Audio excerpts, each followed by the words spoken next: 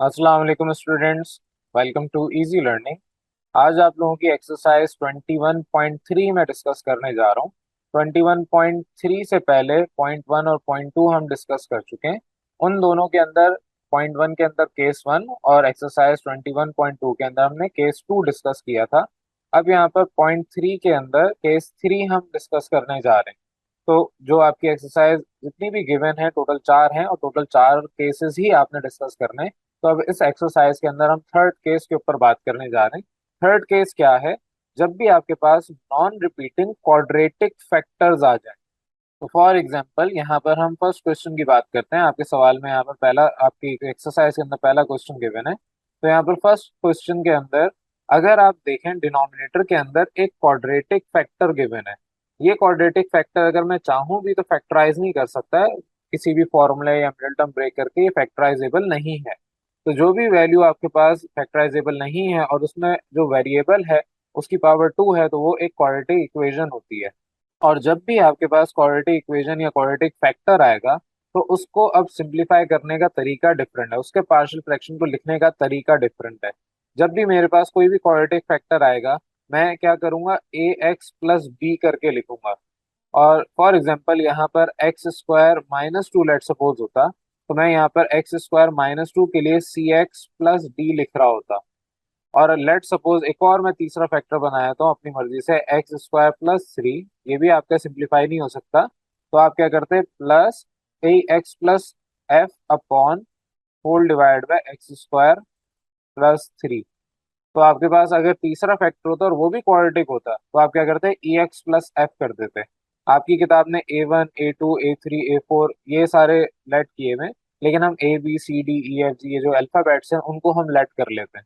तो यहाँ पर आपके पास अगर क्वाड्रेटिक फैक्टर्स होते सारे तो आपको सिंपल क्या करना है, आपने एक और फॉर एग्जांपल एफ के बाद जी और X plus H whole divide by कोई और फैक्टर होता X square minus eleven let suppose, ये अपनी मर्जी से कुछ भी दे दें। ये आपके जितने भी फैक्टर्स हैं इस तरीके से लिखे जाते हैं। जो क्वाड्रेटिक है उसमें आप जो न्यूमरेटर की वैल्यू उसमें सी एक्स प्लस डी या जो भी आप अल्फाबेट लें उसके साथ एक्स लाजमी आएगा, यानी कि न्यूमरेटर के अंदर एक लीनियर फैक्टर लिखा जाएगा। और अगर आपके पास क्वाड्रेटिक नहीं है तो सिंपल न्यूमरेटर आपके पास एक कांस्टेंट के तौर पे लिखा जाएगा। और अगर मैं आपकी किताब की तरफ आऊँ तो किताब में भी आपको इस तरीके से ये वैल्यू लिखवाई हुई है। ये आपके पास एग्जांपल दी हुई है कि आपके पास जो भी क्वाड्रेटिक इक्वेशन है उसमें आप क्या करेंगे, क्वाड्रेटिक डिनोमिनेटर में न्यूमरेटर में लीनियर अज्यूम करेंगे। तो A one x plus A two और सेकंड में आपके पास A three x plus A four, इसके बाद अगर होता तो A five x plus A six. लेकिन यहाँ पर जितने भी वेरिएबल्स होंगे अब ए वन ए टू यानी कि ये जो आपके सब स्क्रिप्ट में वैल्यू उसको अज्यूम करना, उसको लेके चलना फॉर सिंप्लीफिकेशन मुझे मुश्किल लगता है। मैं ये नहीं कह रहा मुश्किल है, आसान कुछ लोगों के लिए बहुत आसान होता है। तो अगर आपको आसान लगता है उस तरीके से करना आप वैसे कर लें, वरना मुझे ये आसान ज्यादा लगता है तो मैं इस तरीके से पढ़ाता हूँ। दोनों एक्सेप्टेबल है। तो अपने क्वेश्चन में वापस आते हैं। आपके पास जो क्वेश्चन गिवन है उसको आपने लेट करना है। अब क्योंकि एक फैक्टर क्वाड्रेटिक है एक्स स्क्वायर प्लस सेवन, तो उसके लिए आप लेट क्या करेंगे, A x plus B whole divide by x square plus seven. क्योंकि आपके डिनोमिनेटर में अगर क्वाड्रेटिक है तो न्यूमरेटर में लीनियर होना चाहिए। और plus C upon x minus two, क्योंकि दूसरा फैक्टर ऑलरेडी लीनियर है तो लीनियर के लिए लाजमी था कि न्यूमरेटर में कांस्टेंट होना चाहिए। तो आपके पास सी अपॉन एक्स माइनस टू हो गया। फिर आपने अब इसके बाद क्या करना है, आपके पास जो एलसीएम है वो लेना है। अब आगे तरीका सब सेम है, सिर्फ आपके पास यहाँ पर लेट जो करना है वो डिफरेंट होता है। बाकी तरीका सारा सेम है। मैं अब तरीके के ऊपर फोकस ज्यादा होऊंगा, मैं आपको बजाय सिंप्लीफाई करवाऊँ। सिंप्लीफिकेशन सब में एक जैसी है, चाहे कोई भी केस उठा लें सिंप्लीफिकेशन ऑलमोस्ट एक जैसी है। थोड़ा बहुत फर्क होता है, वो थोड़ा बहुत फर्क हम यहाँ पर डिस्कस कर रहे हैं। तो बहरहाल अब आपके पास यहाँ पर एलसीएम लिया जाएगा। एलसीएम लेने के बाद आपके पास जो डिनोमिनेटर में वैल्यू आ रही है दोनों तरफ सेम है, वो डायरेक्ट या तो कैंसिल कर दें या जो उसका एक्चुअल कॉन्सेप्ट है मल्टीप्लाई कर दें उसी वैल्यू से बोथ साइड, आपके पास वो चीज़ कैंसिल हो जाएगी। फिर आपके पास कैंसिल होने के बाद अब जो वैल्यू आई उसको आप इक्वेशन वन का नाम दे देंगे। इक्वेशन वन में आपके पास यहाँ पर अब अगर मुझे ए बी और सी इनकी वैल्यूज चाहिए, मैं क्या करूँगा, सबसे पहले तो अगर मैं फॉर एग्जांपल ए को लेना चाहता हूँ तो मुझे यहाँ पर बी और सी को जीरो करना पड़ेगा, लेकिन इट इज नॉट पॉसिबल। अगर मैं लेट सपोज बी को जीरो करने जाऊंगा एक्स की जगह टू पुट करके तो ए भी साथ में जीरो हो जाएगा। तो बी और ए अगर दोनों साथ में जीरो हो रहे हैं तो फॉर एग्जांपल ये काम करते हैं तो सी की वैल्यू आ जाएगी। सी के लिए मुझे क्या करना पड़ेगा, ए और बी दोनों को जीरो पुट करना पड़ेगा, और जीरो के लिए आपको टू पुट करना पड़ेगा एक्स की जगह। ये सारा काम आप पीछे करते आए हैं। अब अगर सी जीरो करना है तो यहाँ पर ऐसी वैल्यू सपोज करनी पड़ेगी जिसमें आपके पास -7 आ जाए। तो वो तो पॉसिबल ही नहीं है, क्योंकि अगर मैं एक्स की कोई भी वैल्यू पुट करूं तो आपके पास स्क्वायर पुट करने पर आंसर -7 नहीं आएगा, स्क्वायर उसको पॉजिटिव कर देगा। हाँ, स्क्वायर रूट अगर मैं रखता हूँ, अंडर रूट -7 लेट करता हूँ, तब तो एक अलग केस है। लेकिन वो काम हमें करना नहीं है, मुश्किल की तरफ नहीं जाना। तो फिर आपने जो दूसरा मेथड पढ़ रखा है उसको आप अप्रोच करेंगे। आप क्या करेंगे, इक्वेशन वन को ओपन करेंगे, सिंप्लीफाई करेंगे, और फिर आप इक्वेशन टू बनाएंगे। ज़ाहिर है ये आपस में मल्टीप्लाई होंगे। आपके पास मल्टीप्लाई होने के बाद ये कुछ वैल्यू आएगी, सी अंदर जाके मल्टीप्लाई होगा, ये वैल्यू देगा। फिर आपके पास अब जब ये सिंप्लीफाई कर लिया, आप कॉमन ले लें, एक्स स्क्वायर वाली टर्म एक जगह लिख दें, एक्स वाली टर्म एक जगह, कॉन्स्टेंट सारे एक जगह। तो आपके पास एक इक्वेशन टू आ जाएगी। इक्वेशन टू में एक्स स्क्वायर, एक्स और कॉन्स्टेंट सब अलग अलग आपने मेंशन कर दिए। और अब आप अपनी इक्वेशन वन के अंदर सी की वैल्यू निकालेंगे by putting x is equal to two. तो x is equal to two put करें, आपके पास सिंप्लीफाई करें, जहां जहां एक्स है वहां वहां आपने टू पुट कर दिया। एंड आफ्टर सिंप्लीफिकेशन आपके पास ए और बी तो जीरो हो गए, सी की वैल्यू आ गई -1। तो सी की वैल्यू -1 आ गई। अब यहाँ पर मैं नहीं बता रहा कि टू कहाँ कहाँ पुट किया, फिर टू का स्क्वायर 4 होता है, इस तरह से सिंप्लीफाई, ये आपका काम है। ये आपको क्योंकि 9 क्लास से अब तक मैं सिखाता आ रहा हूँ और आपको सिंप्लीफिकेशन करना अब तक आ जानी चाहिए। तो ये सारा काम आपने खुद करना है। यहाँ पर आपके पास सी की वैल्यू आ गई -1। अब ए और बी के लिए आप क्या करेंगे, जो इक्वेशन टू आपने निकाली है उसमें से कंपेयर करवाएंगे पहले coefficients. Coefficients of x square compare करवाएंगे तो आपके पास A plus C is equal to 1 आएगा। अब मैं आपको बार बार पीछे ले जाके तो नहीं दिखा सकता कि आपके पास एक्स स्क्वायर के और एक्स के कोफिशिएंट्स क्या आते हैं, तो उसका तरीका मैंने आपको बताया हुआ है कि पहले आप पूरा लेक्चर अपने पास नोट करेंगे और उसके बाद फिर आप अपनी इस जगह पर आके समझेंगे। पहले आपके पास पूरे लेक्चर्स होने चाहिए। अब मैं बार बार पीछे जाऊंगा तो एक तो वीडियो भी बहुत लंबी होती जाएगी, लेक्चर लंबा हो जाएगा, और दूसरा बार बार पीछे जाने से स्पीड स्लो होती है और आपको समझ भी कुछ बच्चों को नहीं आता। तो सिंपल है, पहले आप पूरा लेक्चर नोट करें। आप अपने पास बेशक कुछ भी ना काम करें, आप सिर्फ अपने मोबाइल को या जो भी आप जिसमें पढ़ रहे हैं उसको सामने रखें और पूरा पहले नोट कर लें। जब आप नोट कर लेंगे फिर आप उस रजिस्टर को सामने रखते हुए, या आप ना भी रखें तो आपने एक दफा नोट कर लिया, अब आपको पता है कौन सी चीज का है, जब आपको पढ़ रहे हो रजिस्टर में जाके देख लें। तो बहरहाल आपके पास ए की वैल्यू टू आ गई, ए का आंसर आ गया, सी की वैल्यू आ गई। अब यहाँ पर कंपेयर करवाएंगे एक्स के कोफिशिएंट को, तो एक्स के कोफिशिएंट्स कंपेयर करवाने पर -2a plus B is equal to -1 आएगा। और इस तरीके से जब आप इसको सिंप्लीफाई करेंगे बी का आंसर 3 आएगा। ए, बी और सी तीनों वैल्यूज आपके पास आ गई। सिंप्लीफाई करें, पुट करें अपनी वैल्यूज को इन इक्वेशन ए में ए बी सी जहां जहां था उसको वहां वहां पुट कर दें। तो ए की जगह टू, बी की जगह 3, सी की जगह -1, जहां पे वैल्यूज आपने निकाली हैं उनको वहां पे पुट कर दें। और फिर आपके पास यहाँ पर अब सिंप्लीफाई करने पर फाइनल आंसर ये आ जाएगा, जो आपकी गिवन एक्सप्रेशन थी उसका। तो आपको कन्वर्ट करना था गिवन जो भी आपकी रैशनल फ्रैक्शन है उसको इनटू पार्शियल फ्रैक्शन, और इस तरीके से आपकी सिंप्लीफिकेशन होगी। ये आपका था केस नंबर 3। तो केस नंबर 3 जिस तरीके से अभी आपने किया उसी तरीके से अब आपके पास सेकंड क्वेश्चन है, सेम मेथड सब कुछ उसी तरीके से होगा। तो अब अगर आपको क्वेश्चन नंबर 1 समझ आ गया तो क्वेश्चन नंबर 2 आपको मैं होमवर्क के तौर पे दे रहा हूँ। यहाँ पर सोल्यूशन सारा है, मैं आपसे सिर्फ डिस्कस कर रहा हूँ, आपके पास सारी सिंप्लीफिकेशन है। आप चाहें तो इधर से देख भी सकते हैं, समझना है तो समझ भी लें, लेकिन बहरहाल पहले आपने इसको खुद ट्राई करना है। अब आ जाए क्वेश्चन नंबर 2 में। क्वेश्चन नंबर 2 में आपके पास जो ये वैल्यूज गिवन है आपने इसको सॉल्व करना है, इसके पार्शियल फ्रैक्शन निकालना है। तो आपके पास यहाँ पर जो एक फैक्टर है वो क्वाड्रेटिक है, दूसरा लीनियर है। तो क्वाड्रेटिक फैक्टर को जब आप ओपन करेंगे तो ए एक्स प्लस बी जैसे पहले किया था पिछले पार्ट में, और जो लीनियर है वो आपके पास plus C upon that linear factor. फिर उसके बाद आपके पास जो इक्वेशन है उसको सिंप्लीफाई करें, यानी एलसीएम लें। एलसीएम लेने के बाद फिर आपने multiply both side by that LCM करके करना है, जो भी डिनोमिनेटर की वैल्यू है। आपके पास इक्वेशन 1 आ जाएगी। इक्वेशन 1 को ओपन करें, सिंप्लीफाई करें, आप रीअरेंज करें, आप उसके बाद फिर कॉमन ले लें, आपके पास इक्वेशन 2 आ जाएगी। इक्वेशन 1 और इक्वेशन 2 दोनों आ गई। अब इक्वेशन 1 से जो जो वैल्यू निकल सकती है वो निकाल लें। फॉर एग्जाम्पल सी की वैल्यू आ जाएगी डायरेक्ट, आपने सी की वैल्यू निकाल ली। फिर आप ए और बी की वैल्यू के लिए इक्वेशन 2 से काम लेंगे। अब यहाँ पर एक्स स्क्वायर तो है लेकिन इधर एक्स स्क्वायर नहीं है। तो एक्स स्क्वायर ना होने का मतलब क्या, उसका कोफिशिएंट 0 है, तभी एक्स स्क्वायर गायब हो गया। तो इस पॉइंट को याद रखना है ताकि आगे आपके पास इस्तेमाल हो। और एक्स का कोफिशिएंट यहाँ पर 6 गिवन है। अब आप जब x is equal to -1 put करेंगे इक्वेशन वन में, याद रहे इक्वेशन वन में पुट करना है, तो इक्वेशन वन में जहां जहां x है वहां वहां -1 पुट कर रहे हैं, सिंप्लीफाई करें, आपके पास a और b जीरो हो गए, c की वैल्यू -1 आ गई। अब c की वैल्यू आ गई, a और b के लिए आप क्या करेंगे, इक्वेशन टू में जाएंगे, इक्वेशन टू में जाके आप कंपेयर करवाएंगे कोफिशिएंट्स ऑफ एक्स स्क्वायर। तो कोफिशिएंट ऑफ एक्स स्क्वायर में आपके पास मैंने कहा a प्लस सी, तो राइट साइड पे, लेफ्ट साइड पे एक्स स्क्वायर ही नहीं है, तो उसका मतलब वहां पर जीरो होगा। तो a plus C is equal to zero, simplify करें, आपके पास a की वैल्यू वन आ गई। फिर आपने कंपेयर करवाने coefficients of x, coefficient of x में आपके पास यहाँ पर a plus B is equal to six है, लेफ्ट साइड पे सिक्स है, राइट साइड पे a प्लस बी है, तो आप दोनों को कंपेयर करवाएं, सिंप्लीफाई करें, वैल्यूज पुट करके आपके पास b की वैल्यू 5 आ जाएगी। और अब क्योंकि आपके पास a b और c तीनों की वैल्यूज आ गई हैं, आप इनको पुट कर दें इक्वेशन ए में, इक्वेशन ए में पुट करेंगे, आफ्टर रीअरेंजिंग एंड सिंप्लीफिकेशन आपके पास जो गिवन क्वेश्चन था वो ब्रेक हो गया इनटू इट्स पार्शियल फ्रैक्शन, और इस तरीके से आपका फाइनल आंसर आएगा। और अब इसके बाद नेक्स्ट क्वेश्चन पे चल रहे हैं। नेक्स्ट क्वेश्चन आपके पास क्वेश्चन नंबर थ्री है। क्वेश्चन नंबर थ्री के अंदर यहाँ पर आपकी वैल्यू थोड़ी सी डिफरेंट है। आपको यहाँ पर x square into x square plus five ये वैल्यू गिवन है, इसको आपने सिंप्लीफाई करना है। तो तरीकेकार वही है, एक्स स्क्वायर क्या है, लीनियर फैक्टर है, तो A upon x plus B upon x square, यहाँ पर केस टू आ गया, प्लस केस थ्री भी अब साथ में शामिल है। केस थ्री में क्या होता है, आपके पास डिनोमिनेटर में क्वाड्रेटिक फंक्शन आ रहा है, क्वाड्रेटिक फैक्टर आ रहा है, तो आप न्यूमरेटर को लीनियर करते हैं, यानी कि आपके पास अब A upon x plus B upon x square तो आपका केस टू के मुताबिक अलग हो गया, प्लस केस थ्री के मुताबिक C x plus D whole divide by x square plus five करेंगे।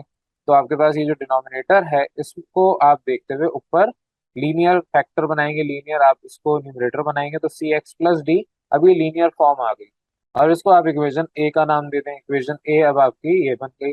अब ए बी सी डी ये चार मुझे चीजें चाहिए, तो उसके लिए आप क्या करेंगे, आपने वही एलसीएम लेना है, एलसीएम लेने के बाद मल्टीप्लाई करना है, जो भी डिनोमिनेटर आए क्योंकि दोनों तरफ सेम आएगा, मल्टीप्लाई करेंगे, वो आपकी वैल्यू कैंसिल आउट होगी, और कैंसिल आउट होने के बाद आपके पास इक्वेशन वन आ जाएगी।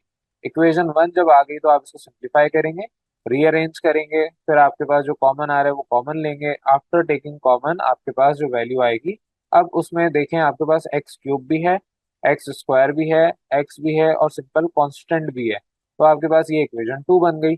अब यहाँ पर मेरे पास चार चीजें हैं, चार ए बी सी डी चार वैल्यूज निकालनी है। तो पहले इक्वेशन वन में देखूंगा कि मैं ऐसी कौन सी वैल्यू पुट करूं कि मेरे पास डायरेक्ट आंसर ए या बी का आ जाए, क्योंकि आपके पास ए की अंदर एक्स के साथ मल्टीप्लाई हो रहा है, ए में यानी एक्स में जीरो पुट करूं तो ए जीरो हो जाएगा, सिंपली सी और डी ये भी जीरो हो जाएंगे, क्योंकि यहाँ एक्स स्क्वायर के साथ मल्टीप्लाई हो रहा है, तो एक्स की जगह जीरो पुट करूँ, सी और डी भी जीरो हो जाएगा। बचा आपका बी, तो आपके पास बी की वैल्यू आ जाएगी, बाकी इसके अलावा कोई और वैल्यूज नहीं आ सकती, तो इसलिए आपने इक्वेशन वन के अंदर X is equal to zero put करना है, जहां पे भी एक्स है वहां पर जीरो पुट करें, सिंप्लीफाई करें, आपके पास आफ्टर सॉल्विंग बी का आंसर आ जाएगा विच इज थ्री, बाकी सब तो जीरो हो गए। अब यहाँ पर बी के अलावा और कोई दूसरा आंसर नहीं आ सकता, आप क्या करेंगे, कंपेयर करवाएंगे कोफिशिएंट्स ऑफ एक्स, फिर एक्स स्क्वायर, और एंड में एक्स क्यूब। अब मैं वापस इक्वेशन टू में आ रहा हूँ, फिर आपको डिटेल्स कैलकुलेशन दिखाता हूँ। तो आपके यहाँ पर इक्वेशन टू के अंदर पहले आपने एक्स के साथ कंपेयर करवाया, तो एक्स का कोफिशिएंट इधर फाइव ए है, और यहाँ पर एक्स का कोफिशिएंट फाइव है, तो five A is equal to five, ये कंपेयर करवाने पर आएगा ए की वैल्यू। तो ए की वैल्यू यहाँ पर आ गई by comparing the coefficients of x. फिर आप एक्स स्क्वायर के साथ कंपेयर करवाएंगे कोफिशिएंट के, तो आपके पास एक्स स्क्वायर के कोफिशिएंट बी प्लस डी है राइट साइड पे, और लेफ्ट साइड पे एक्स स्क्वायर का कोफिशिएंट फाइव है, तो B plus D is equal to five, ये आपके comparison of x square coefficient आ गया। एक्स क्यूब का कोफिशिएंट जब कंपेयर करवाएंगे तो A plus C is equal to minus four, तो A plus C is equal to minus four, ये आपके पास कंपेरिजन हो गया एक्स क्यूब के कोफिशिएंट का। अब इन चीजों को इस्तेमाल करते हुए आगे सिंप्लीफाई देखें कैसे होगा। आपने इक्वेशन टू से पहले कंपेयर करवाया कोफिशिएंट ऑफ एक्स, तो five A is equal to five आया, यानी ए का आंसर वन आ गया। अब A is equal to one, ये वैल्यू आ गई। फिर आप क्या करेंगे, इक्वेशन जो आपकी टू थी उसमें से ही कंपेयर करवाएंगे कोफिशिएंट ऑफ एक्स स्क्वायर, तो एक्स स्क्वायर का कोफिशिएंट कंपेयर करवाएंगे, एक्स स्क्वायर का कोफिशिएंट कंपेयर करवाएंगे, तो B plus D is equal to five आएगा।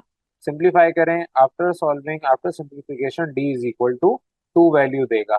अब आपके पास तीन वैल्यूज यहाँ तक आ गई हैं, चौथी वैल्यू के लिए आप कंपेयर करवाएंगे कोफिशिएंट्स ऑफ एक्स क्यूब, तो एक्स क्यूब के कोफिशिएंट कंपेयर करवाएंगे दोनों तरफ, तो A plus C is equal to minus four आया।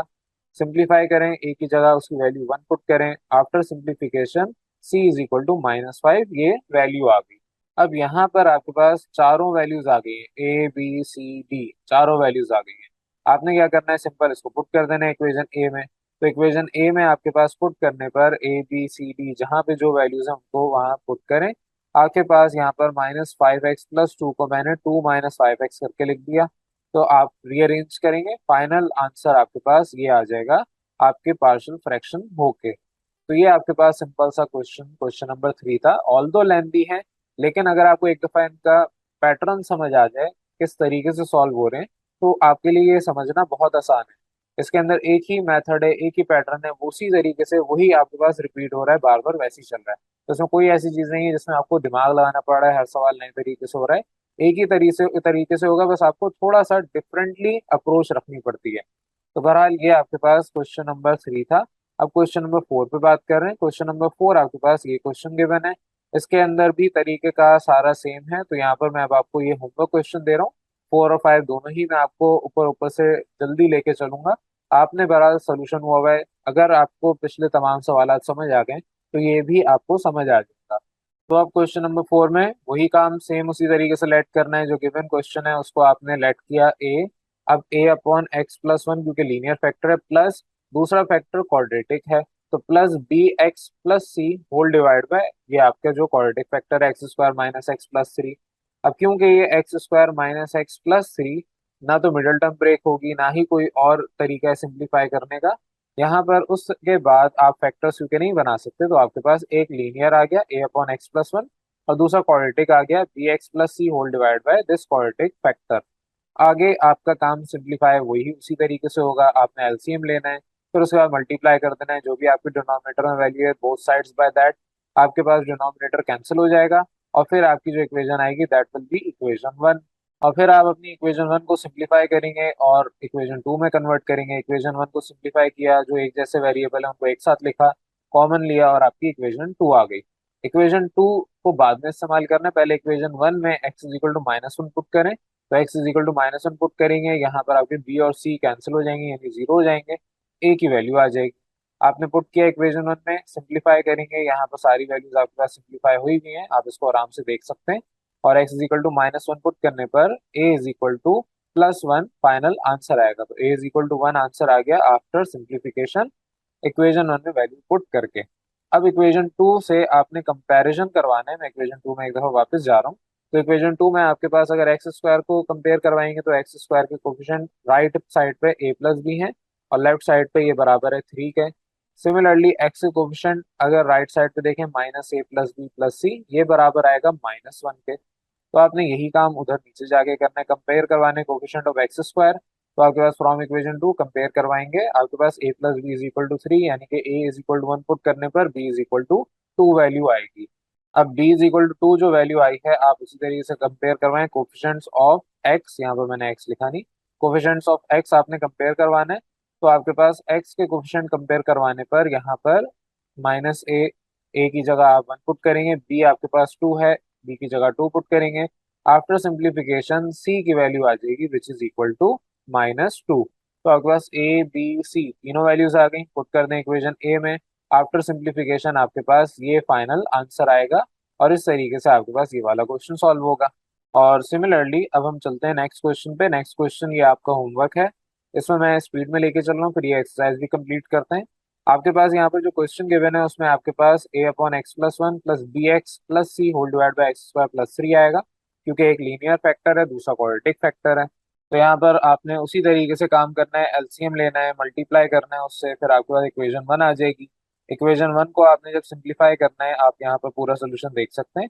इक्वेशन 1 को सिंप्लीफाई करेंगे, फिर आप जो कॉमन है उनको एक तरफ करेंगे और उसके बाद आपके एक इक्वेशन आ जाएगी जिसको आप इक्वेशन 2 का नाम देंगे। अब यहाँ पर आपके पास जो x² का कोफिशिएंट है यहाँ पर ये है, इस साइड पे 1 है, x का कोफिशिएंट इधर ये है और लेफ्ट साइड पे -1 के बराबर है। आपने इक्वेशन 1 के अंदर b और c अगर जीरो पुट करना है, x=-1 पुट कर दें, आपके पास a का आंसर आएगा, b और c जीरो हो जाएंगे। वही काम यहाँ पर आपने करना है, x=-1 पुट करें इक्वेशन 1 में, सिंप्लीफाई करें, सारे स्टेप यहाँ पर हुए हैं, आपके पास a=1 फाइनल आंसर आ जाएगा। तो ये आपके पास a की वैल्यू आ गई। b और c के लिए आप इक्वेशन 2 में जाएंगे, उसके कंपेयर करवाएंगे कोफिशिएंट्स, तो x² का कोफिशिएंट कंपेयर करवाएंगे, आपके पास b की वैल्यू 0 आएगी। और उसी तरीके से x के कोफिशिएंट को कंपेयर करवाएंगे तो आपके पास c का आंसर आएगा विच इज इक्वल टू -1। और फिर आप अपनी इन तीनों वैल्यूज को a b और c तीनों को पुट कर देंगे इक्वेशन a में। तो इक्वेशन a में यहाँ पर जब आप पुट करेंगे तो आपके पास क्योंकि b की वैल्यू 0 है तो 0 × x 0 होता है -1 दिस वैल्यू। आपके पास थोड़ी सी सिंप्लीफिकेशन होगी जैसे यहाँ पर की हुई है, तो आपके पास इक्वेशन ए में पुट करने पर आफ्टर सिंप्लीफिकेशन फाइनल आंसर ये आ जाएगा। और ये आपके पास इस क्वेश्चन, ये जो एक्सरसाइज है इस एक्सरसाइज का ये लास्ट क्वेश्चन था। और यहाँ पर आपके जो केस नंबर 3 हमने डिस्कस किया है वो कंप्लीट हो जाता है।